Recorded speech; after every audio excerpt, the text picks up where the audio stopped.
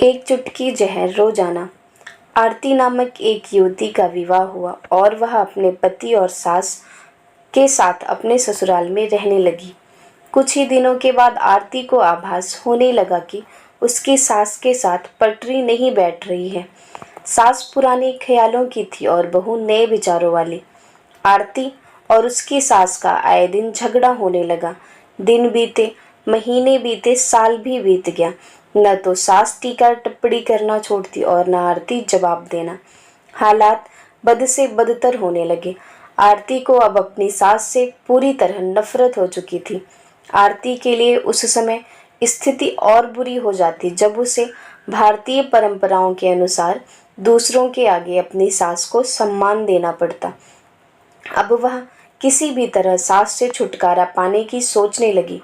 एक दिन जब आरती का अपनी सास से झगड़ा हुआ और पति भी अपनी माँ का पक्ष लेने लगा तो वह नाराज होकर मायके चली आई। आरती के पिता आयुर्वेद के डॉक्टर थे। उसने रो रो कर अपनी व्यथा पिता को सुनाई और बोली, आप मुझे कोई जहरीली दवा दे दीजिए जो मैं जाकर उस बुढ़िया को पिला दूं, नहीं तो मैं अब ससुराल नहीं जाऊंगी। बेटी का दुख समझते हुए पिता ने आरती के सिर पर प्यार से हाथ फेरते हुए कहा, बेटी, अगर तुम अपनी सास को जहर खिलाकर मार दोगी तो तुम्हें पुलिस पकड़कर ले जाएगी और साथ ही मुझे भी, क्योंकि वो जहर मैं दूंगा, इसलिए ऐसा करना ठीक नहीं होगा। लेकिन आरती जिद पर अड़ गई। आपको मुझे जहर देना ही होगा। अब मैं किसी भी कीमत पर उनका मुख देखना नहीं चाहती। कुछ सोच समझकर पिताजी बोले, ठीक है, जैसे तुम्हारी मर्जी, लेकिन मैं तुम्हें जेल जाते हुए भी नहीं देख सकता, इसलिए जैसे मैं कहूँ वैसे तुम्हें करना होगा। मंजूर हो तो बोलो, क्या करना होगा? आरती ने पूछा। पिताजी ने एक पुड़िया में जहर का पाउडर बांधकर आरती के हाथ में देते हुए कहा, तुम्हें इस पुड़िया में सिर्फ एक चुटकी जहर रोज अपनी सास के भोजन में मिलाना है।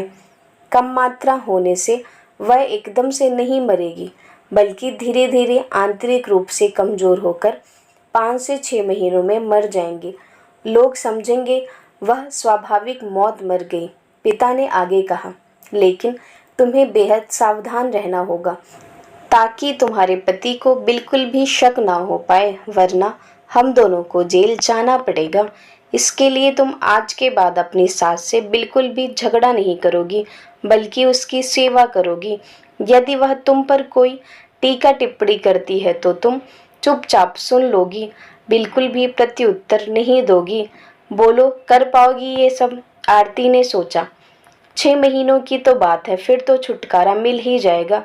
उसने पिता की बात मान ली और जहर की पुड़िया लेकर ससुराल चली आई। ससुराल आते ही अगले दिन से आरती ने सास के भोजन में एक चुटकी जहर रोजाना मिलाना शुरू किया। साथ ही उसके प्रति अपना बर्ताव भी बदल लिया। अब वह सास के किसी भी ताने का जवाब नहीं देती, बल्कि क्रोध को पीकर मुस्कुराते हुए सुन लेती। रोज उसके पैर दबाती और उसकी हर बात का ख्याल रखती।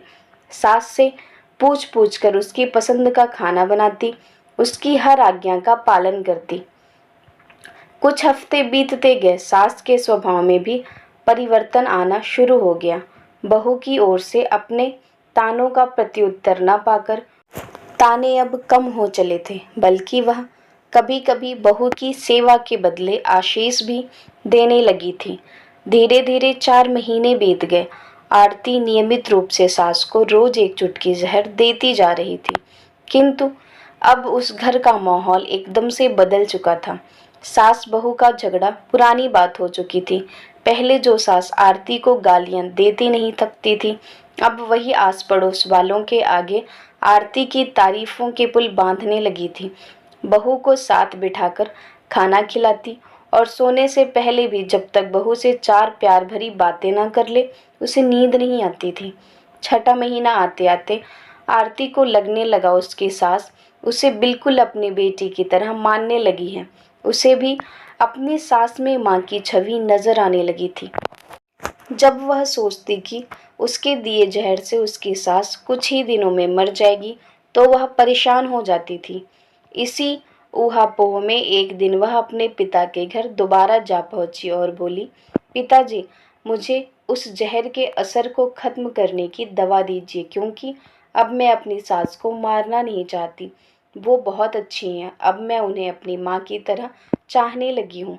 पिता ठठहाकर हंस पड़े और बोले, जहर? कैसा जहर?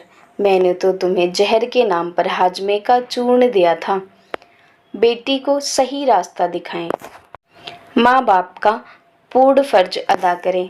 अगर आपको ये कहानी पसंद आई हो तो चैनल को सब्सक्राइब ज़रूर करें।